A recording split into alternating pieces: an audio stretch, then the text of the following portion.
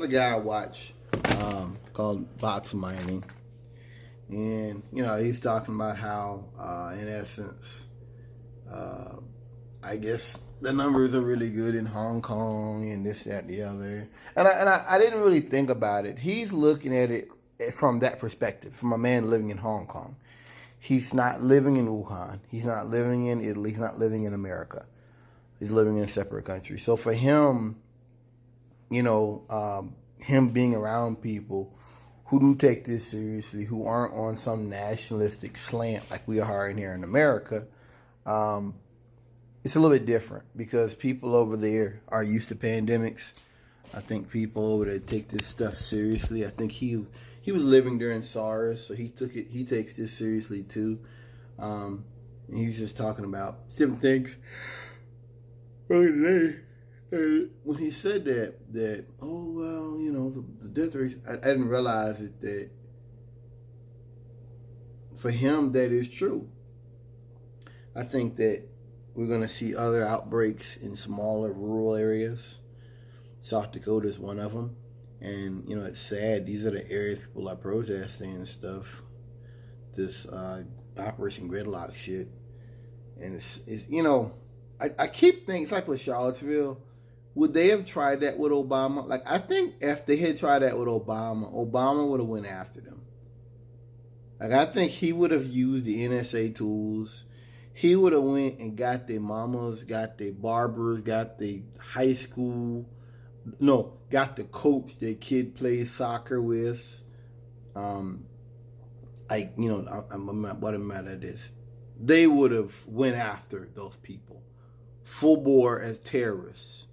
And I think the same thing with this gridlock. I don't know why. It's not just that it's terrorism or it's a culture war. A part of me thinks that they do this because they know Trump and his boy, not Whitaker, the other guy. Those guys are not going to go after them full bore. Yeah, it'll be like a criminal investigation. Whereas with Obama, like as nice as Obama was and as gentle as he was, I believe Obama would have went after them with the NSA.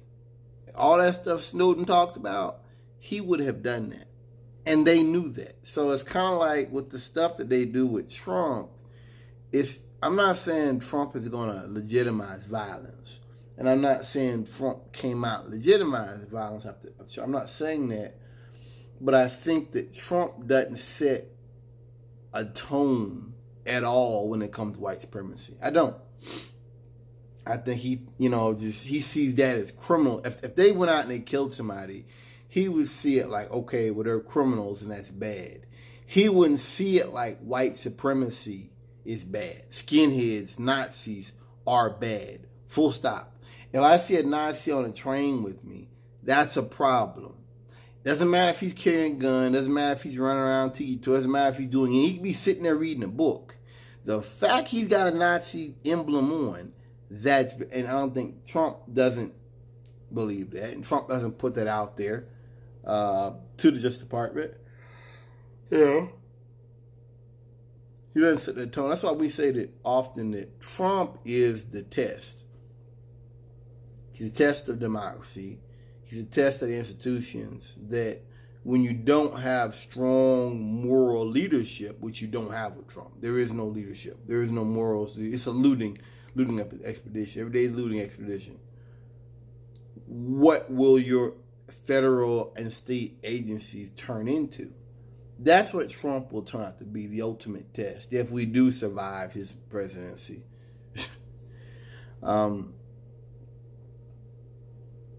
really believe that it'd be like my brother was the police chief of Charlotte or something, and I'm just like, I know he won't come after. I mean, I'm not saying my brother wouldn't come after if I committed a violent crime. No, we're not talking about that. We're talking about going up there and obstructing hospitals under an epidemic. And then the president comes out and says, well, free Michigan, liberate. I mean, you're seeing them crowding beaches in Florida. I mean, I did a video earlier today speaking about it. We're here. I didn't know it'd be this soon, but I had a feeling very soon after the Michigan stuff that eventually you would start seeing people, southern states, in states where there's a lot of Trump supporters, people would just start saying, F it, we're going to go ahead and disobey this civil authority. That's coming. I didn't know it'd be that same day, but I knew that was coming. Yeah. Because if you have a president, you have quarantines and stuff going. If a president doesn't take it serious, you have a president that's joking about it, and then you have a president that's openly wishing for citizens to go against local lockdowns. I mean, I don't understand it. The president tells these areas they need to do this stuff, but then when they do it, he comes out on Facebook, on Twitter, mocking them and telling people disobey the civil authority. I don't understand. I've never seen this before. Ever. Never seen this before. But anyway, it's like I said, I'm listening to Box Mining, and it's different because he's living around people where everybody there wears masks. Everybody there social distancing. Here, people are having parties, man. Here, people are still doing stuff. People, like the Mexican dude at that cell phone store that was talking about what's going on. He really didn't know there's a pandemic going on. Like, real talk. They're this fucking stupid. These fucking Mexicans, these fucking hood rats. They don't know any better. Like, they're this fucking stupid. So, no, I'm not in Hong Kong. I'm not in one of those areas where everyone takes it seriously. I don't believe this will just die off. A couple of things. A, we're still not testing people in a lot of areas. So what if New York hits their plateau? So what if they flatten the curve? So what if all the major cities flatten their curve? We're not testing people. So this could spread out in the rural areas and we wouldn't even know about it till after it happened. I don't, it's what Trump is doing. Trump's downplaying it off of the limited numbers we have. He's basically saying, like, okay, we're testing these areas and it looks good. But what about the areas we're not testing? You want to reopen the states without testing. How fucking stupid is that? And somebody put that to him, like, okay, so you reopen the states without some type of widespread testing? Well, didn't even answer it. He didn't even answer it, This coronavirus, I'm not positive. That's why I watch Box Mining, but I only watch so much because I live in America. And nobody here takes this seriously. No one's wearing masks. Every time I go to the store, it's like less people wearing masks. No one takes this seriously. People look at me weird, like I'm crazy. I'm serious. Like this is real talk. These fucking Mexicans and these fucking hood rats. No one's taking this seriously. So I'm not as positive as him. Also, he lives in a country where there actually is leadership from the top. I don't trust Trump or the CDC. God bless Dr. Fauci, but I don't trust CDC. First they tell you not to buy masks, now they tell you to. Well, and it's like the Peak Prosperity said it, that once they eventually did start telling people to wear masks, people aren't going. They're going to be like, "What? They told us not to wear masks." You see what I'm saying? Because people are just fucking stupid.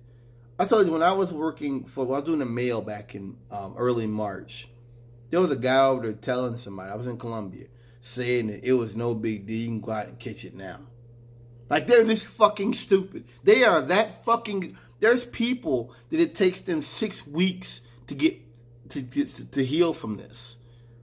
Just because they survive it doesn't mean they start going back to work immediately. It's not chicken pox, dumbass.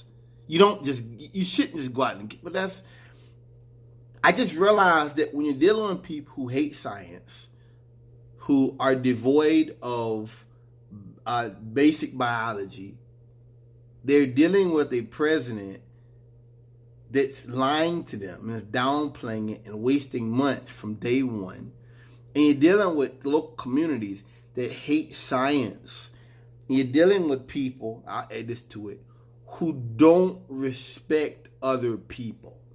Even if you don't care, you don't need to be approaching me. When I was driving trucks, when I was doing the mail jobs and stuff, I'd have people like walking up on me. And I'm like, whoa, you know, I can't tell you to wear a mask, but respect. You know what I mean? That's how the South is to me. They talk about freedom, but it's not tangible. It's the freedom to be poor. It's the freedom to be homeless. The freedom to be, you know what I mean? It's not about like, okay, I'm going to respect that you take it seriously, so I'll stay back. No, it's like an arrogance. Like I told you about that comedian that threw her daughter out. I totally get that. It's a lot of black people like that. They are this fucking stupid. They don't take this stuff seriously. And they don't follow it, so they really don't take it. That's why when I hear about them dying and stuff, I don't really feel bad because they didn't take it seriously, many of them. And these are the people who will look at me and laugh at me. I'm supposed to feel bad for them when they wouldn't have respected me? No, I'm a grown-up.